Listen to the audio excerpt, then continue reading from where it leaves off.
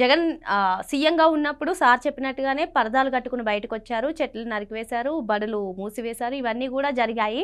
మరి అలాంటి వ్యక్తికి ప్రాణహాని ఏముంటుంది అని చెప్పి విమర్శలు వస్తున్నాయి. దీనిపైన మీరేమంటారు? ఇక్కడ జగన్మోహన్ రెడ్డి గారి గురించి చెప్పుకోవాలంటే ఇప్పుడు సార్ పూర్తిగా అన్ని విషయాలు విశ్లేషించారు. అదేవిధంగా మనం కొన్ని విషయాలు చెప్పుకోవాలంటే ముఖ్యంగా ఆయన అధికారంలోకి వచ్చాక ఏం చేశారు అంటే నిజంగా అతనికి సెక్యూరిటీ కావాలా అంటే ఈ రోజున ఒక్కొక్కటిగా బయటకు వస్తుంది. కోడికత్తి సీనే చూసుకుందాం. మరి అతనికి ఇప్పటికి కూడా ఇతను వెళ్ళి ఒక్కసారి కూడా ఇదిగో ఇది ఇక్కడ కంప్లైంట్ నేను వాపస్ తీసుకుంటున్నానని చెప్పింది లేదు. మరి ఆ అబ్బాయి ఆ విధంగా జైలు శిక్ష అనుభవిస్తూ మరి కుటుంబ సభ్యులు ఎంతో ఇబ్బందికి గురవుతున్నారు.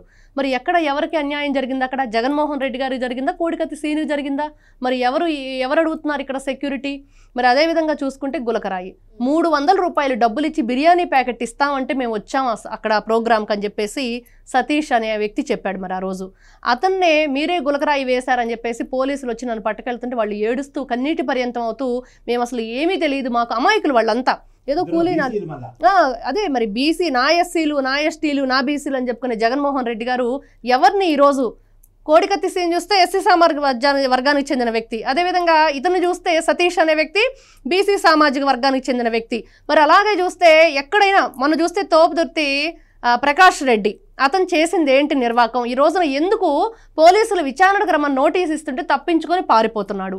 మరి ఫోన్ స్విచ్ ఆఫ్, మరి ఫోన్ స్విచ్ ఆఫ్ చేయటం, ఎక్కడ సిగ్నల్కి లొకేషన్కి అందకుండా ఉండటం, విచారణకు కూడా రమ్మని పిలుస్తుంటే పారిపోవటం. అంటే మీరు హెలిప్యాడ్ విషయంలో మీరు స్వయం కృతాపరాధం ఉంది, మీరు కావాలని అక్కడ ప్లాన్డ్గా చేశారు కాబట్టి ఈ రోజున పైలట్ కో పైలట్ కూడా విచారణలో కనీసం నోరు కూడా మెదపని పరిస్థితి.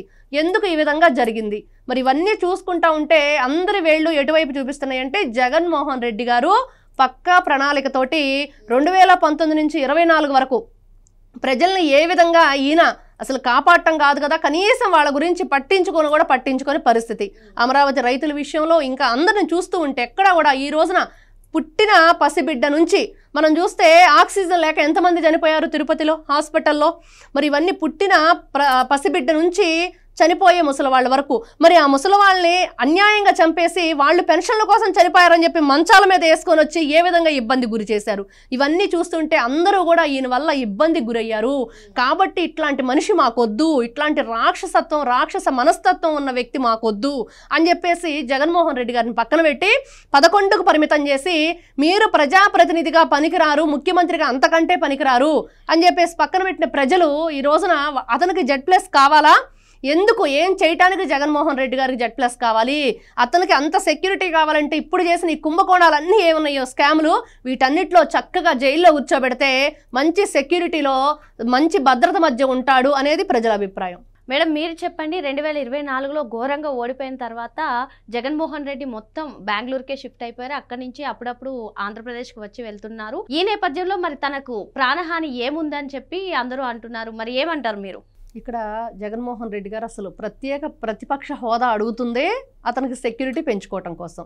ఖచ్చితంగా ప్రతిపక్ష హోదా ఉంటే సెక్యూరిటీ పెంచుతారన్న ఉద్దేశంతో ఇన్ని రోజులు పోరాడారు. అంటే ఇక్కడ కుటుంబ ప్రభుత్వానికి హక్కు లేకపోయినా కూడా మీరే ఏదో చేస్తున్నారనే ఉద్దేశంతో అతను అడగటం. అంటే మొన్నటి వరకు వాళ్ళు ప్రయత్నం ఏంటంటే ప్రతిపక్ష హోదా ఉంటే సెక్యూరిటీ ఉండిద్దని చాలా సార్లు అడగటం, అదేవిధంగా మీడియా ముఖంగా మాట్లాడటం, అదేవిధంగా కూటమి ప్రభుత్వాన్ని కూడా చాలా రకాలుగా మాట్లాడటం మనం చూసాం. కానీ ఇప్పుడు ఏం జరుగుతుంది?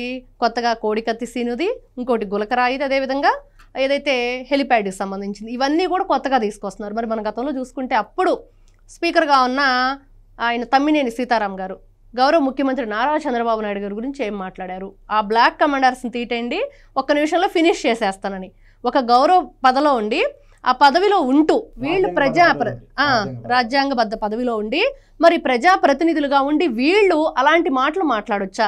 ఇట్లాంటి వ్యక్తులకి ఈ రోజున ఇలాంటి Z+లు లేకపోతే Y+లు కావాలని అడగటం ఎంతవరకు సమంజసం? అంటే వీళ్ళు ప్రజల్ని ఏ విధంగా కాలు రాశారు, వాళ్ళవన్నీ కూడా వాళ్ళకి ఎక్కడా కూడా సుఖశాంతులు అనేవి లేకుండా చేశారు. ఆంధ్ర రాష్ట్రాన్ని వీళ్ళు రావణ కాష్టంగా మార్చారు.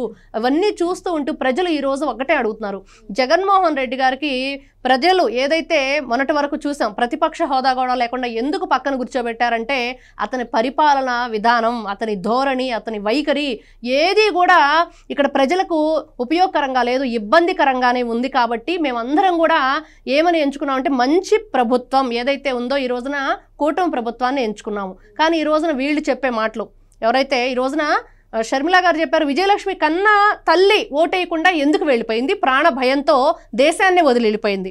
మరి జగన్మోహన్ రెడ్డి గారికి సొంత తల్లి చెల్లి ఓట్లే లేదు.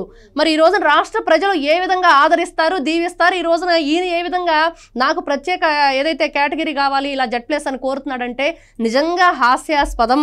ఇట్లాంటి వ్యక్తులు ఈ రోజున ఒక్కొక్క కుంభకోణం బయటకు వస్తుంటే మనం చూస్తున్నాం. మద్యం కుంభకోణంలో వేల కోట్ల రూపాయలు వీళ్ళు ఏ విధంగా దోపిడీ చేశారు.